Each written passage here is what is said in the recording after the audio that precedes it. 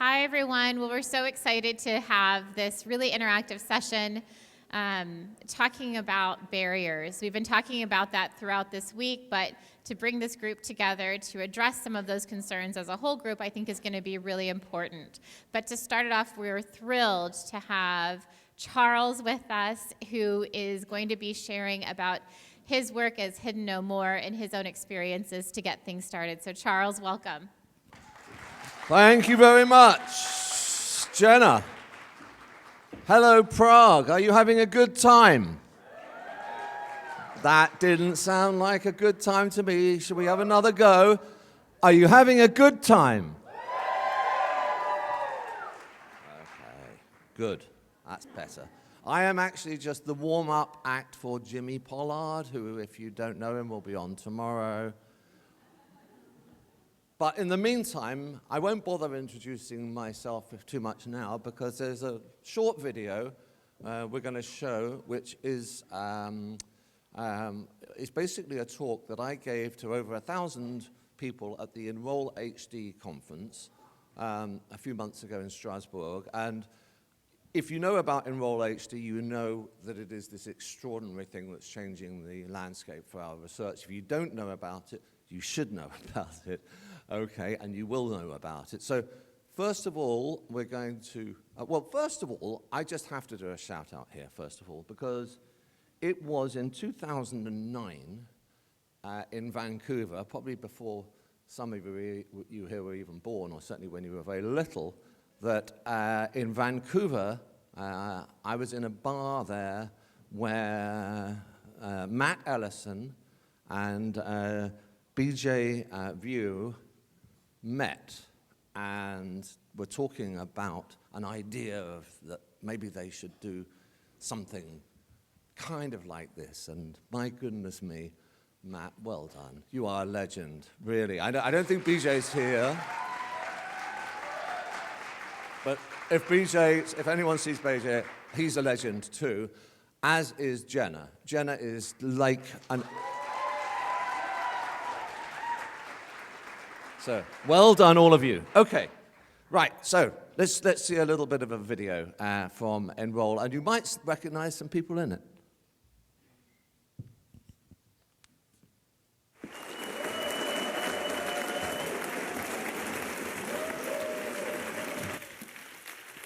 So, Hidden No More. First, I'm going to show you a short film about a trip I made to South America not so long ago, and as you watch, it will become apparent who we made it for.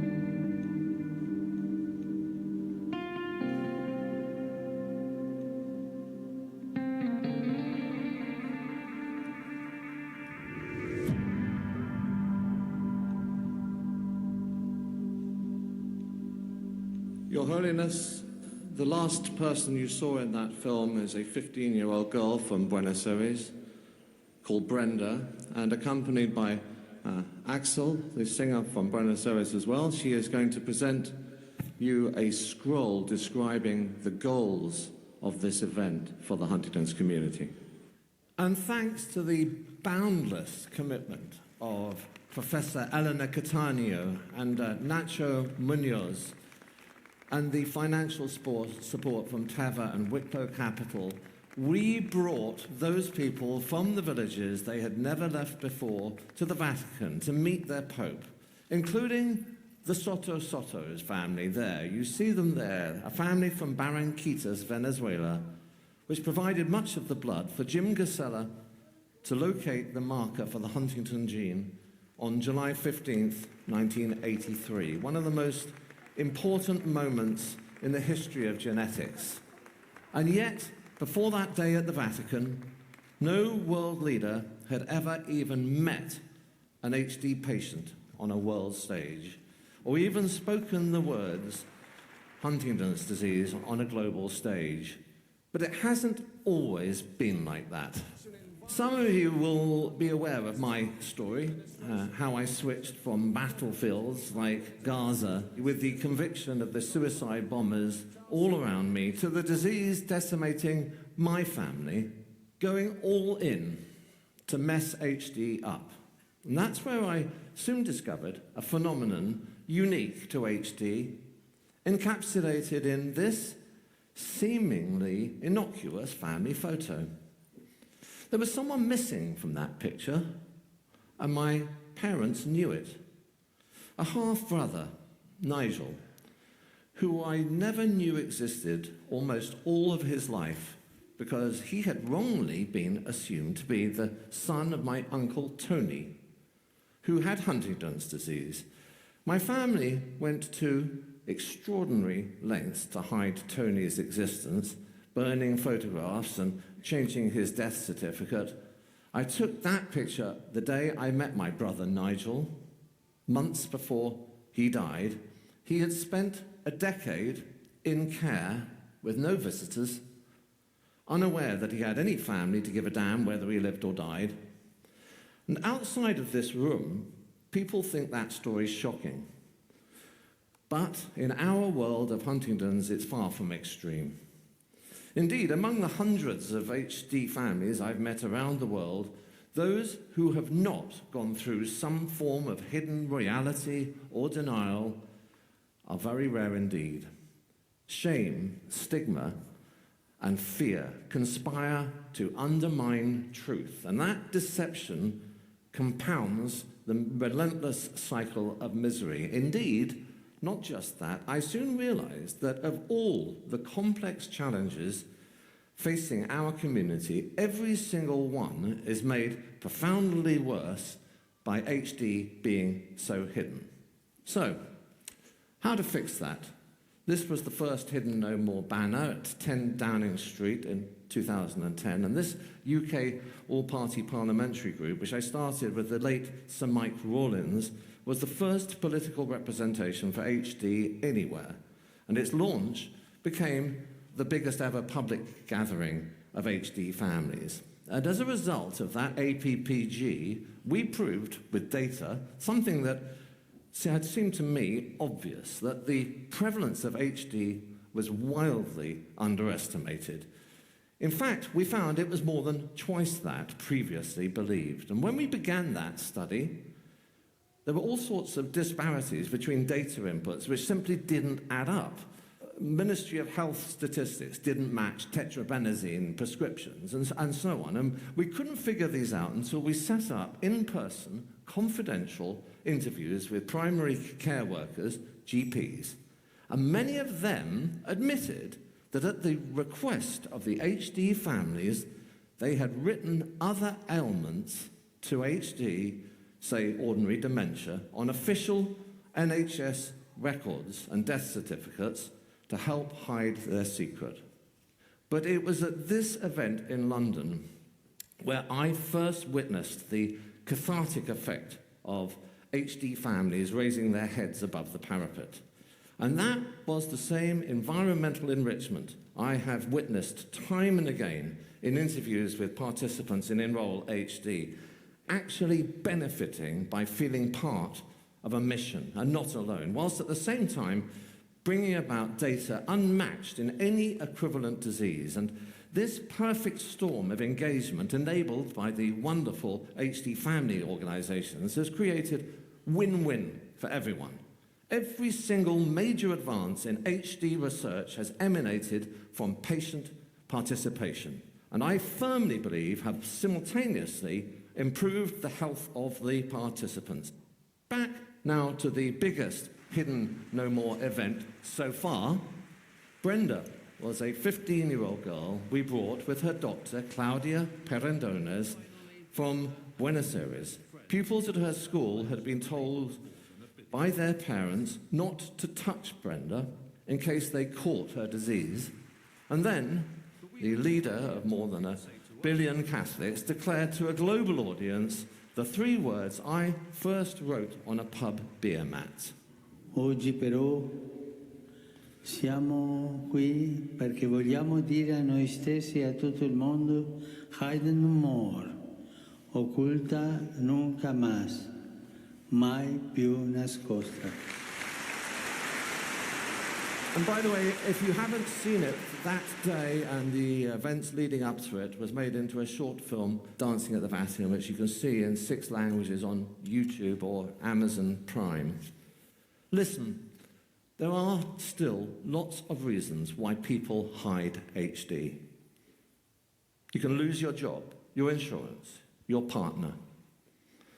Real issues, which to most families outweigh the perceived benefits of testing and engaging with research. But we are moving the axis, and as soon as any one of these dozens of companies now engaged in finding therapies gets approval, and trust me, some are very close indeed, then the scales are going to tip even more. Every single one of you here is part of this unprecedented collaboration, shifting momentum into a perfect spiral. Fewer families hiding HD brings more engagement with research, which in turn brings more potential treatments to lure people out of the shadows. But you know the biggest incentive in all of this, to me, is not a matter of logistics, but principle, ending the shame which is so unfair. The brother who I did know, John, was a brilliant lawyer who held the principle of justice above all else. But he never had reason to even know that our family's shame was grounded in such illogical prejudice. For John and the Soto Soto family and all the thousands of Enroll HD participants around the world who are changing the course of medical history, as long as I can walk and talk, I will battle that injustice, because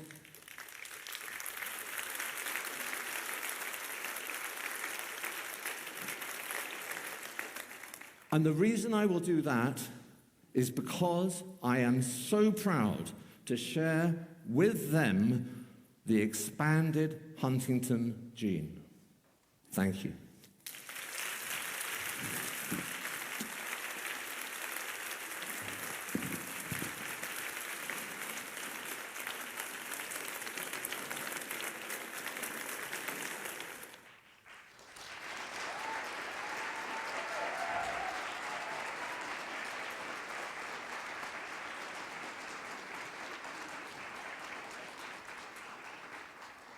I think that's the perfect way to set up this panel, talking about some of these barriers and personal experiences. So I would love to invite our panelists to come up to the stage and grab a seat, and we'll get started. Just as a reminder to panelists, as you are talking in the microphone, you may feel like you're shouting, but please do put the microphone close up to your mouth and talk as loud, not shouting, but just so that people in the back can hear clearly. So Bonnie, I'll get started with you. Do you mind introducing yourself to this group? I know you already have, but I think it's good to go ahead and do that again.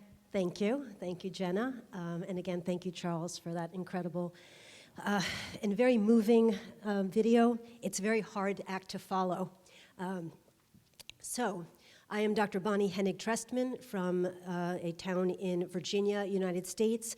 I am the director of a Huntington's disease program, and I have been involved in working with people with Huntington's disease for about 25 years. I work with HDYO since the very beginning. Where's Matt? There you are. We go way back. And I'm also a special programs director for an organization called HD Reach. And I do have a private practice as well that I do some teletherapy. So I am a researcher, I am a therapist, I'm a director of a Huntington's disease program. I'll start. Yep. Hello everyone, my name is Khadija Chaudry. I'm from Lahore, Pakistan, and I'm the only person who flew from Pakistan here because Mustafa is from Canada. Yeah, so on work front, I'm head of HR and corporate communications where I'm working. Other than that, I do pro bono work for HD, and we have created HDYO with the help of Mustafa in Pakistan, and we have been doing some really interesting work for the past 1 year. Other than that, I was part of HDYO's Congress 2-3 years back, but unfortunately, due to COVID times, it was a virtual conference, so I attended that. So this is my first time in-person conference, and I also have a family history of HD. My mother had Huntington, my uncle had Huntington, my grandfather did. My brother and I recently got tested positive for it. So this is what I'm here for, to make sure that I'm here to talk about and represent Pakistan, as well as all the people who don't get a chance to talk and share their experiences. You know who I am now, so. My name is Ferdinando Squitieri. Hi, everyone. It's an exciting time to be here. I am a physician, I'm a neurologist, and as the only one physician here, I feel the stigma to be a little bit isolated. Please don't make me isolated here, but I expect so many questions. I am a principal investigator of Enroll HD and several other therapeutic trials in Italy. Lead a research group in a main hospital, a research hospital, and also a foundation that is a LEAR Foundation. We have a group focused on HD, and I personally work, and I'm interested in studying HD since 40 years, so I'm a quite old guy. So thank you, all of you, to be here. Thank you so much, everybody, for being here.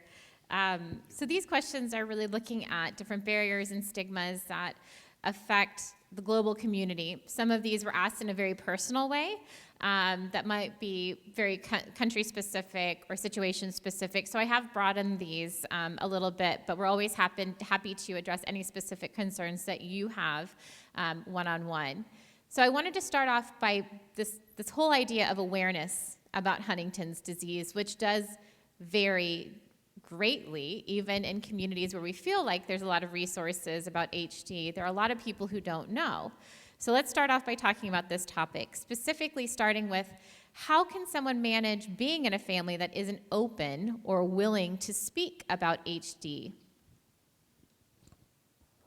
I think remembering that the term family can mean different things to different people. We have blood family and we have chosen family. The people that I have worked with who are in that situation, I encourage them to find their chosen family, to first be able to talk to their own family, their blood family, and say, this is important information for me to get out to all of you, to my friends and family. I understand that for some of you, there is a stigma, there is a fear. However, for me, this is how I'm coping, is I need to wear my t-shirt, my bracelet, post this on my social media.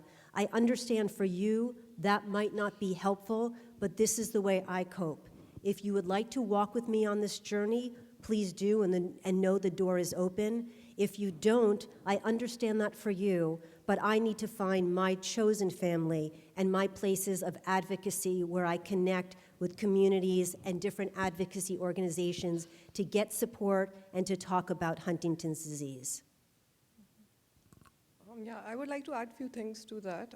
I believe that when we're talking about family and HD, there could be two ways to go about it. Either the family knows that there's HD and they are not open about it, or you got to know about that your family has HD and your family doesn't know about it. So best way to go about it, to have that open and difficult conversations with your parents, with your siblings. I have done that in the past with my father, and I believe that a generational shift cannot happen overnight. It takes time, it takes patience. You need to have really difficult conversations, but you need to start today. You need to, start today. You need to have that conversations with your loved ones and tell them that this is something I'm doing, this is what HD is. It could be just a small conversation, it could be a difficult, hard conversation, but you need to be very, very patient. I believe when my mother was suffering from HD, we had a very different way to go about it because we didn't know what to do. But now when I see my father dealing with my brother, he has so much patience and he understands why he's acting that way. And this came after a lot of time. We have reached here after a lot of time, after a lot of effort. So all of this takes time. And also if in the end they are not on board, you need to see why are you doing this. I'm doing this because it brings me purpose, it brings me peace. And that's what matters in the end. So, you can look in this way as well.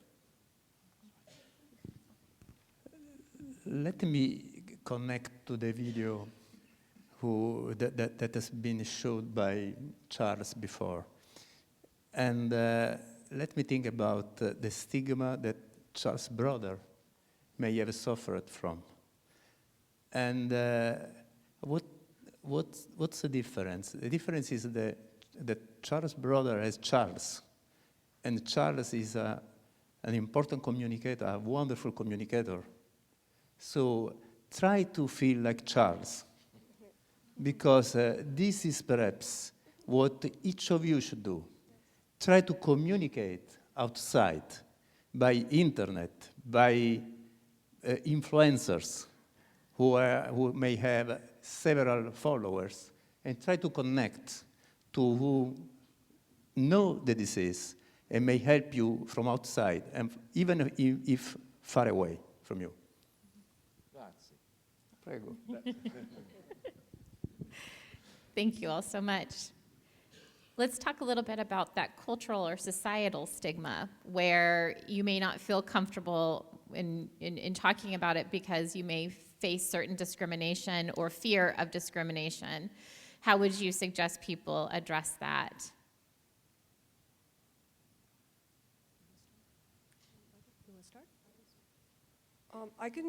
I would love to share my experience. I believe in Pakistan is somewhere people do not want to talk about it. Acceptance is another thing, that whether these people would accept what HD is. The first part is acknowledging what Huntington is, and people are not ready to do that. We have a Facebook page where we have around 40 members, and nobody even likes the post which we post because they don't want to be associated with Huntington, because maybe they don't want to, compromise the marriage prospects, or maybe they don't want to compromise their jobs, or maybe they don't want to compromise other relationships, which because this is a genetic disease, family, if I speak, then I'm also compromising my brother's decisions as well. So there are a lot going on and a lot to think of. So I believe since when I entered HDYO, and since yesterday I'm feeling like an alien, that I have this forum and a safe space where I can talk to everyone and I can have this discussion. So when I didn't have this safe space, what I did was I created my own safe space for everyone there in Pakistan. So HDSOP was created for this, so people can have a safe space where they can talk to us, where they can reach out. And believe me, in less than a year, 40 to 45 people have reached out, more than 45 people have reached out to us with their queries. So I think it is a win situation. Either you can complain about it or you can do something about it. And we chose to do something about it. So yeah, you can always reach out to organizations, and if they are not, then you can always try to create a solution on your own as well. Just a quick comment. Just please don't feel guilty for any kind of feeling that might be addressed to you because of stigma and of discrimination. I think it's important to acknowledge too that you can participate in things and do it in a way that you can protect your anonymity as well. So our ambassador program, there's no requirement to say that you're an ambassador. There's no requirement to post on social media, but people are participating on the back end for themselves and providing guidance to us in a way that is safe for them. Even things like social media, we've talked about, do we create avatars where ambassadors aren't showing their face, but we're still representing those communities who maybe aren't as able to participate in outward advocacy. So I think lean on your community to get creative if that's something that you do want to start doing, because there's always a way to get your story out there that's also protective to you. You said pretty to say. Oh, sorry. So discrimination is very real for everyone in the world with Huntington's disease. I don't think there's an exception, actually. I can't think of one country where it doesn't exist. There are some countries which are much better than others, but it's very uneven. Are there any people here from Scotland? Yeah. Oh, no, you're not anymore. You're Portugal now. Because Scotland, I often say, and I just give you an idea of this, how unfair this is, that I say that if you're going to have Huntington's disease anywhere in the world, have it in Scotland, because they have the best care service there per capita, and they have laws that tend to help them. Now, I just bring that as a sort of a good example, just to show how the fact that it's so uneven that, you know, it's not the same in Europe as it is in the United States. And for example, there is sort of data to show this. One obvious piece of data is the number of people who choose to get tested knowing that they're at risk for the gene. And the number proportionally is twice as high in Europe as it is in the United States. It's roughly 20 to 10 or 18 to 9. Now, the reason for that, I believe, and we've never had a sort of survey to determine it, is I think that people feel more afraid in the United States that they will lose their job or, you know, their rights than people under European law. So that just gives you an idea about how discrimination actually works in the end of data. But discrimination is a thing which comes about because of the shame and the stigma. Without the shame and the stigma, we wouldn't have the discrimination. So, you know, yes, go for the discrimination. We made some progress in the United States with the GINA law, the Genetic Information Non-Discrimination Act. And that was, you know, something that happened because there was a will to do it. So to do that as well. But I believe that what we've got to do, first of all, is not feel the shame and stigma, which means not feeling that you should be guilty about having this disease. Because if we can fix that and get more people involved, involved in things like enroll, then the discrimination will follow, or the absence of it. This is something that we get asked a lot. There are many doctors and clinicians who have little to no contact or understanding about Huntington's disease. And it's a little bit intimidating to have to go, on top of it being burdensome, to continue to educate professionals who are supposed to help you about Huntington's disease. What advice do you give to the community on how to best advocate for themselves, specifically with clinicians or doctors that they're trying to seek help from? You want to go first, Nando? Okay. Yeah, that's a good question. I think this is an important point, and we need to try to do everything is possible. I think you should try to do everything is possible to address physicians in general to specialists who are focused on HD, of course, and to organizations like HDYO to mediate this kind of relationship. I can remember just a short anecdote of some days ago. A patient came to us because after he was admitted to a hospital after a fall, he felt, and had trauma, and he was okay, just few clinical manifestations, but right after this trauma, he was admitted for 1 month, and physicians just said, okay, you have Huntington's disease, so you have no hope, you don't need any rehabilitation or physiotherapy. And he just worsened dramatically in 1 month, just because from a good condition, he just had poor care, just because he was suffering of Huntington's disease. So it was good he connected with us, and we tried to explain to specialists in the hospital that Huntington's disease is something that is possible to cure, because it is real that we don't have a solution as a therapy, but it is even true that we have good cures and to care the disease during life. So this is just an example. This, I think I agree, Nando. It's about advocacy and empowerment. And my whole thing that you heard from me yesterday is about being proactive. So when you are seeking out care, to be able to go in before a crisis and to say, who is going to become my healthcare team? To be able to say, can I meet with a doctor that I'm going to, a new doctor or somebody in the community, somebody who is open to talking and working with somebody who has Huntington's disease. Even if they don't have the background, we have advocacy organizations such as HDYO or a center of excellence in the United States with HDSA or other organizations throughout the world to say, can you work with my healthcare team? I might not be able to be there in person to work with a certain healthcare team, but can you connect? So that when I get the call from somebody who says, I live many miles away and there is no healthcare specialist who has expertise in HD, are you willing to connect doctor, social worker to social worker, physical therapist to physical therapist to say, these are the things that might be helpful.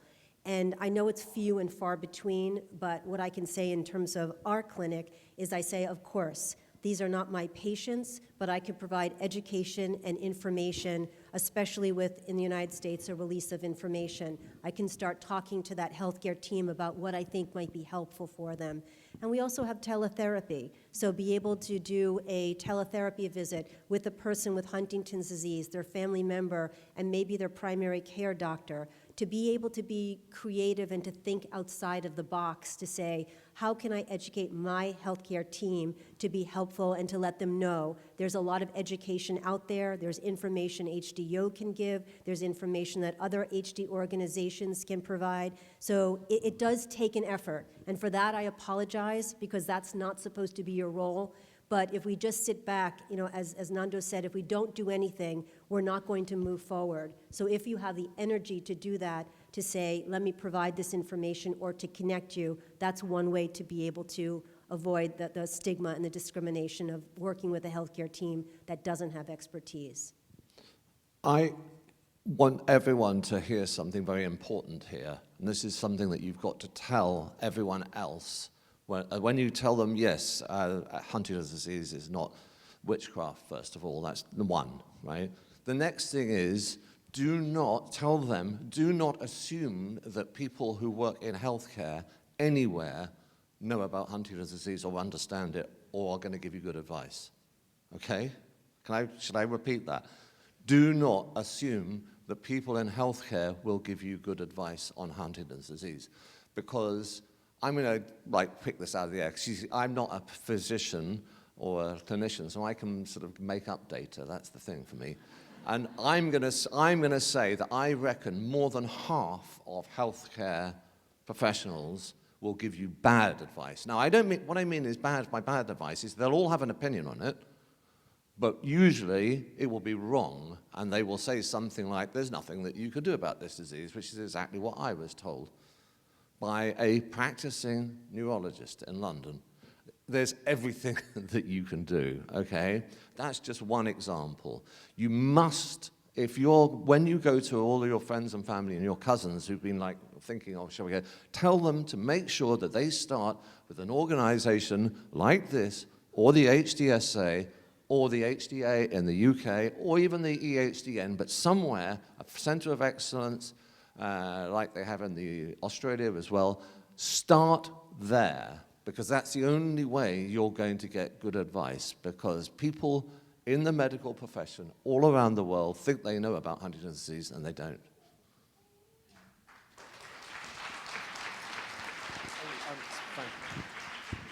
And do not believe that this is all just for Huntington's disease, but according to European Federation of Neurological Associations, 46% people have issues related to discrimination with physicians. So this is an important point. And according to survey that we provided to EURORDIS several years ago, there are a lot of rejections from physicians for Huntington's disease people. So we need to pay special attention to that and absolutely try to do what is in your possibility to connect outside where it is needed.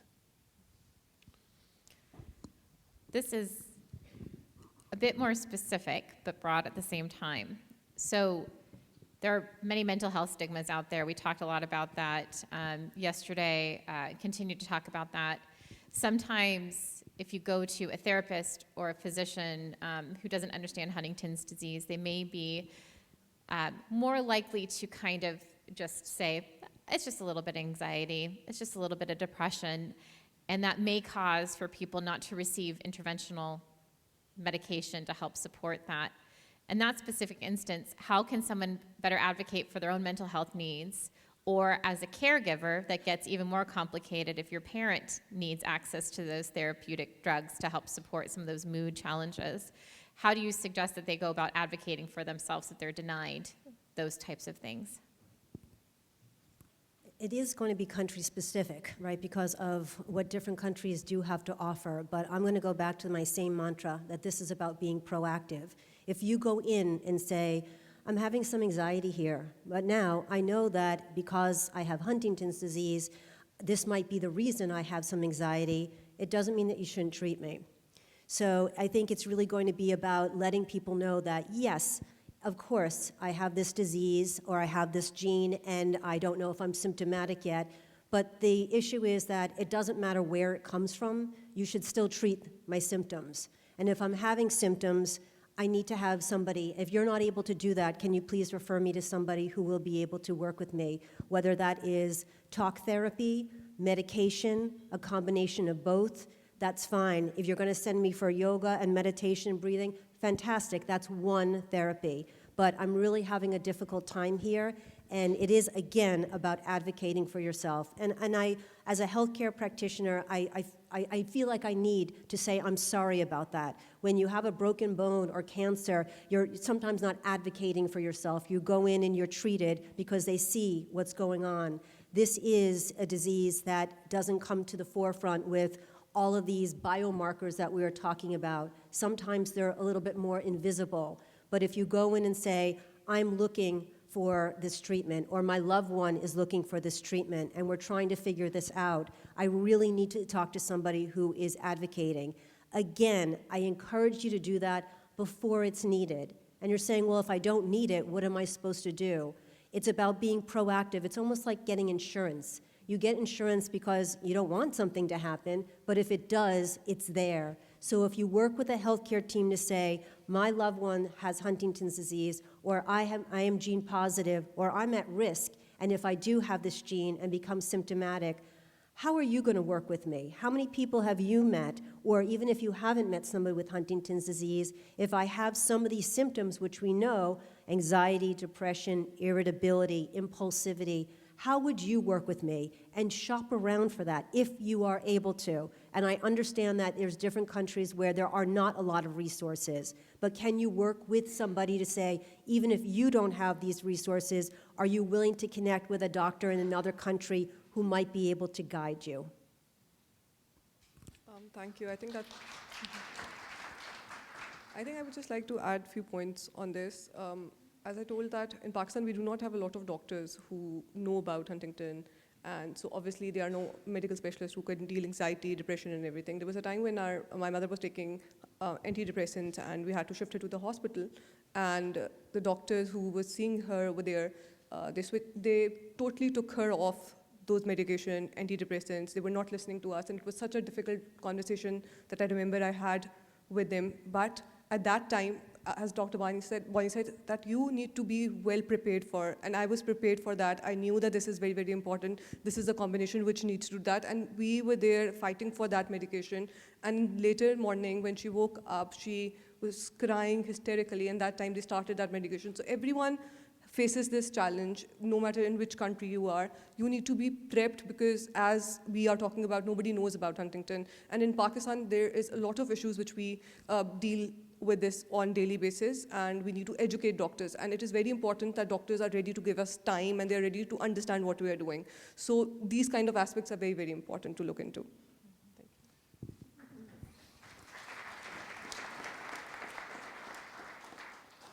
Just some quick comments. Of course, there is the opportunity to connect from outside now to main centers, and HDYO is doing a great job because it's connecting. For example, I'm a principal investigator of Enroll HD, and it is an international site, so we are connected also with people outside from outside Italy, and HDYO is helping people to connect with us several times. So this helps, of course. So if you live in places, I fully agree with Bonnie about this is very country specific.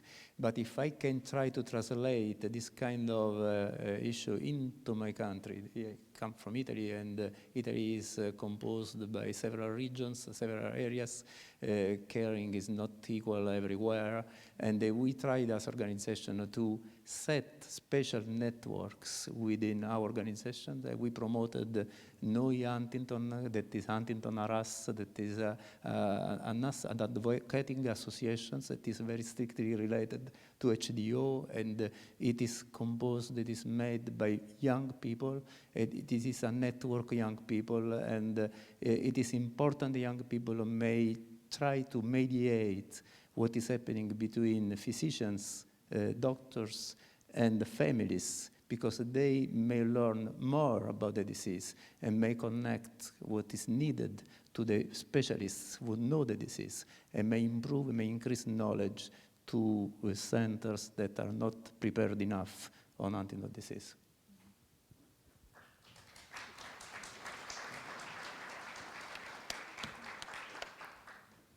It's our favorite topic, opinions from others. We all get them, and in HD that can be rampant. How do we handle when people have opinions about choices related to things like genetic testing, like the many different options for family planning that can come in many different shapes and forms from medical community members, from family members, from friends, that then have a really bad effect on people as they're trying to navigate this? How do they do that?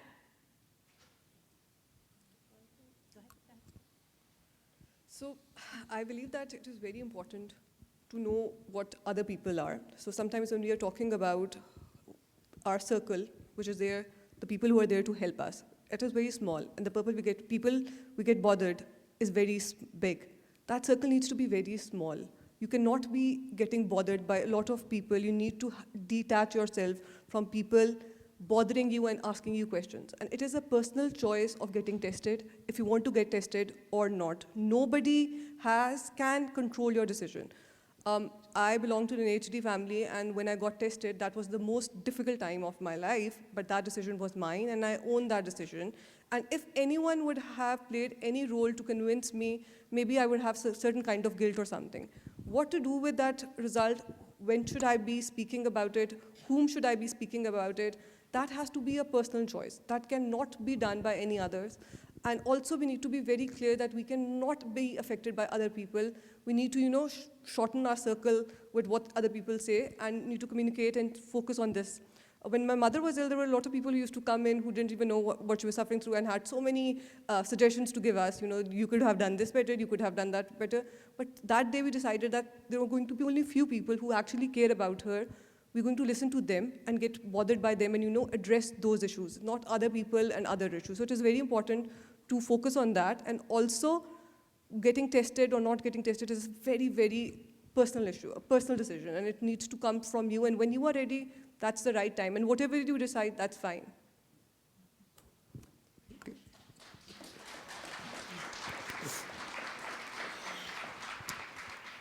I think to step back and to say, why is that person giving me this information? Are they trying to protect me? Are they trying to protect themselves? Are they, in terms of when I wrote the book on talking to kids about Huntington's disease, talking to adults who had never been told about Huntington's disease, it was a question of stepping back and saying, I want you, not that you have to, it's not to justify, but to think about why your family didn't. And it perhaps is because they thought that that was the best way to protect you and to protect themselves. And then we put that aside because that was their experience. So when people are talking about Huntington's disease to other family members, to close people, they're bringing their baggage of their experience, okay? So that's the first part. And then exactly what Casey was talking about, and I'm agreeing with you, but I want to reframe something, that it's very hard not to be bothered when somebody gives you that information, okay? So I'm agreeing with her, but I think that it's also hard to just push that off. But I do think being around people that are going to provide you with that supportive environment is really helpful, and picking and choosing that just because somebody is a blood relative or somebody important in your life doesn't mean that you have to agree with them.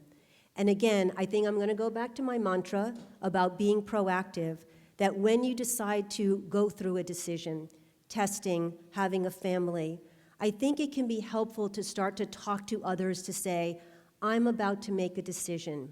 I'm going to tell you what my decision is. Do you want to be part of that journey with me? I'm not asking you to tell me what to do. I'm not asking for your advice. You might give it, but I'm not asking for your advice. I'm asking, do you want to be, let's say in terms of testing, part of this decision? I've decided that I want to test, or I'm deciding that I don't want to test, and I want you to be aware of that. How are you? You know, you're taking the control away from you and you're putting it back on that person. Do you want to walk and be part of this testing process with me? I might have you come into the room with me or listen when I get my results. I might not. I might need you after. I might not.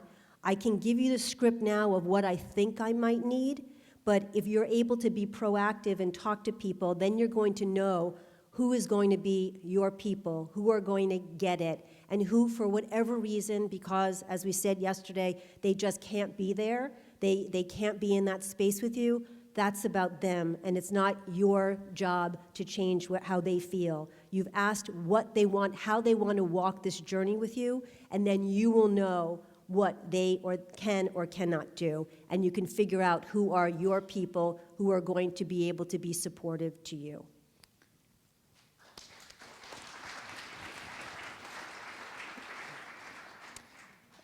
This is a key question, I think, and I think this question deserves we spend a little bit more time, because, in my opinion, this is why the stigma has a very old root, because at the beginning of the story, root of stigma is in compulsory sterilization.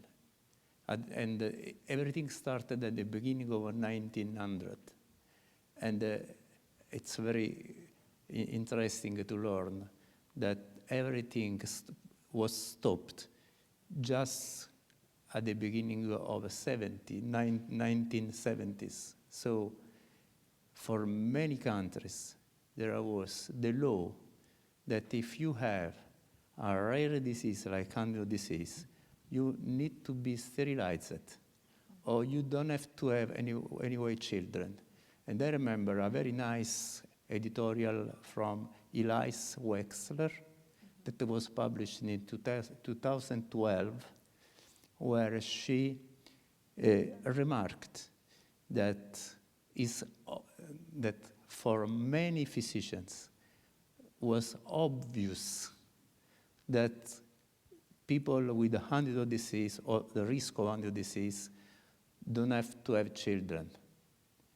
And this is because this topic is a sort of a connection between the stigma of the past with the stigma of the present, and the stigma that should not be present in your families anymore in future if you work on this. So you have a very important role in that, to convince people that everything you will do, it's up to you after a confrontation with the people that know the disease, and you don't have to feel guilty for any reason.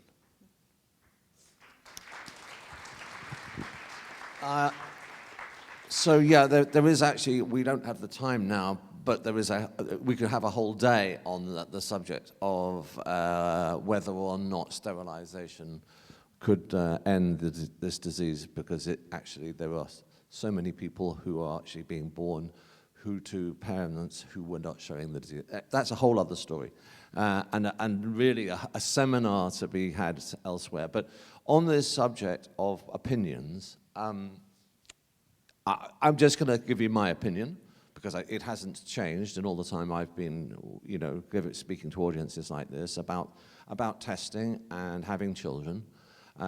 I believe it is absolutely, completely up to the person whether or not you want to be tested, first of all. There's no right or wrong, and don't ever think that there is. Don't ever think by being tested that you're taking your... Because there are people who say don't get tested, and there are people I know who say everyone should be tested, right? Friends of mine, people who are in this space.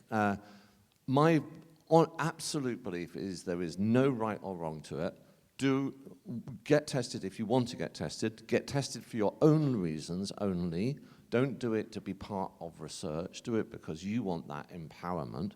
But once you have been tested, I would say then become part of Enroll or Research Beyond, okay? So, children, okay, exactly the same.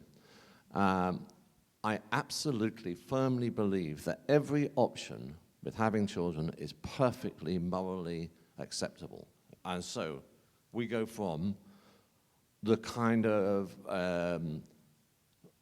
extreme Catholic Church, you cannot have children because it would be immoral, and nor can you have abortions, and so PGD is not right, and so on. That's fine, okay? If that's your view, that's fine. It's also fine to just say, and this really is fine, whatever anyone tells you, trust me, that if you just want to say, you know what, I've got the HD gene, and I just want to have a child because that's what I want to do and it feels right, then do so. Okay? Don't ever let anyone say, oh no, it's wrong, you shouldn't bring a child with Huntington's disease into the world. Don't listen, okay? That is absolutely fine, and everything in between, is also okay, because there are all sorts of different, variations on all of that. And every one of them is okay. And once my mother said to me, how are we doing for time? Are we all right? I'll make this a short one, but it is a bit profound, if you don't mind. My mother once said to me that if she had known my brother and I had HD, she wouldn't have had us as children. And I then said to her, so this man who has been one of the leading barristers in the world, had 4 beautiful children who completely adore him and who had 50 years of unmitigated joy. Was his life not worth living? And whatever it is that I may or may not have done, was my life not worth living? And that's a thought to take with you.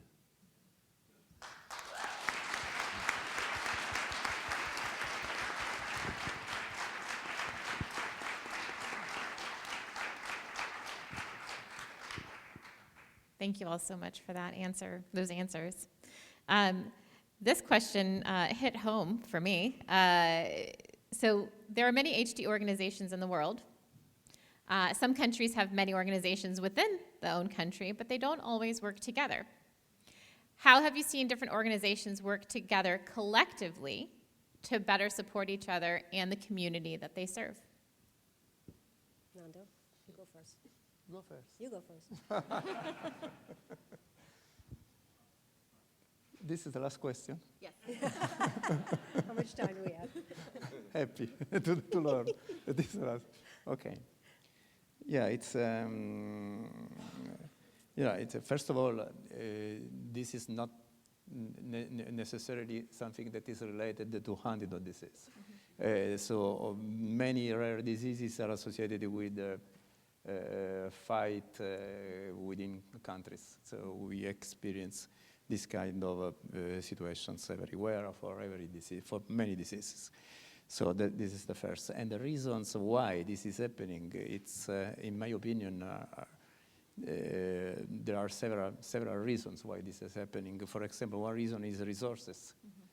And likely this is also country dependent in sometimes. But in my experience, I tried, this is my personal opinion and testimony. So I feel the responsibility to say what I'm saying now. Okay, we live in Italy.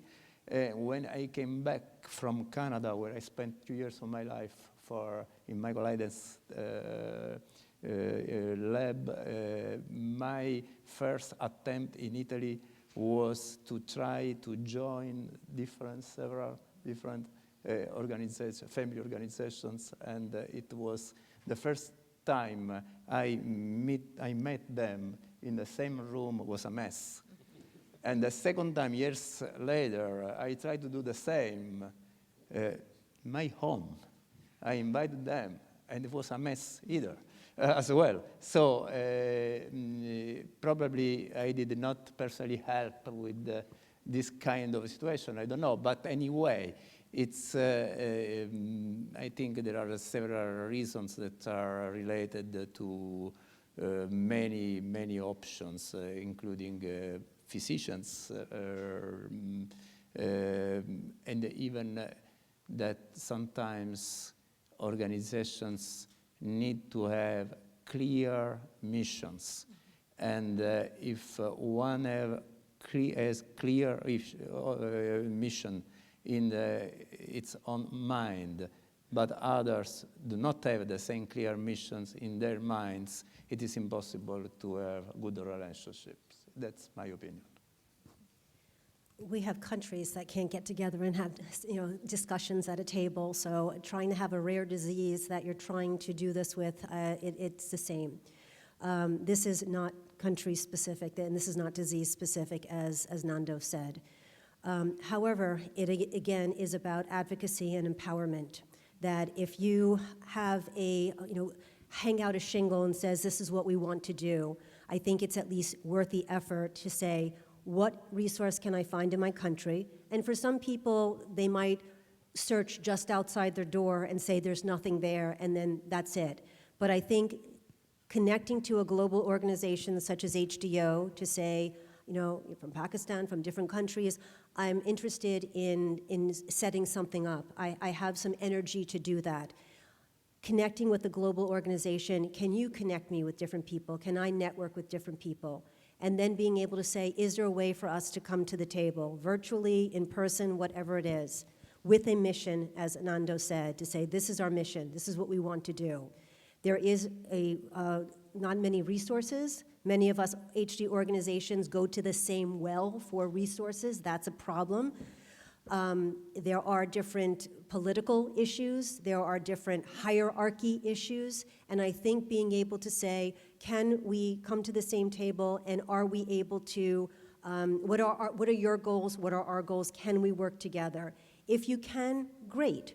If you can't, and a lot of times we have the saying in English, people aren't playing well in the sandbox. You can get caught up in that. You can kind of go back to that and say people are not playing well together in the sandbox and get caught up and not go anywhere and spin your wheels. But if you say, I tried, I reached out, it didn't work, as Nando said, he tried a couple of times. In Hebrew, it's like balagan, it's chaos. It's if you're not able to do that, but you're able to have a group of people together to say, what is our mission? Are we able to meet the needs of this community? And you go forward and you do that. I think that that's fine. I think that if you are able to be open to other organizations, to work with other organizations, great. But if you get caught up with, we all have to play in the sandbox together, you're not going to go anywhere. I think it's about being open and having open communication and advocating and empowering. But if you can't, you say, this is what we'd like to do, and see if you can take off. Now, part of the problem when I talk to HD organizations all over the world is that people's energy will ebb and flow. People will, like we talked about yesterday, you come from this Congress, you want to be an advocate, you want to empower, and you have all this energy. Then you go back home and you still want to have this, but it sort of peters off because life happens. This is okay too.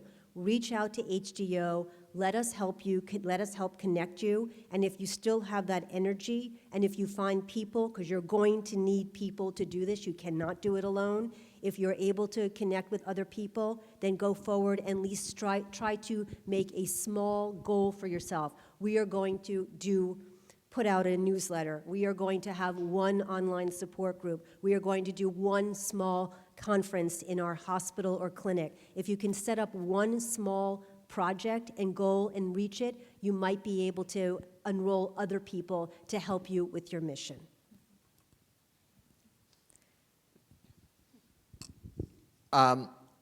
So I'm very hopeful about this, like I am with the future for pretty well everything around Huntington's disease. If we can all continue in the way that we are, I think that this is going to get better. I think it is getting better. I know because I involve myself with all of these different organizations that they are talking. The squabbles are dying down, even in Italy, which is politically never been one country. Anyway, the squabbles are dying down. And I think that is also going to continue because there is something going on which you may or may not be aware of. There are people in this room who are from pharma. Now, those people were not involved in this at all 10 years ago, and they are now big time involved. And the other side of my kind of role, apart from seeing people like wonderful families like yourselves, is that I talk to those guys, and those guys, I can promise you this, are collaborating with Huntington's disease unlike any other area of medicine. It is absolutely unprecedented, the way that these people are collaborating and sharing data and everything that is necessary to find the therapies. This is an extraordinary moment from that point of view. And that collaboration between of all these big pharma companies is what's going to lead the way for the same collaboration. We're all going to see that and say, okay, if these big pharma companies who are always battling with each other, if they can do this together, then so can we. And so I'm very hopeful. Let's give a round of applause for our fantastic panelists.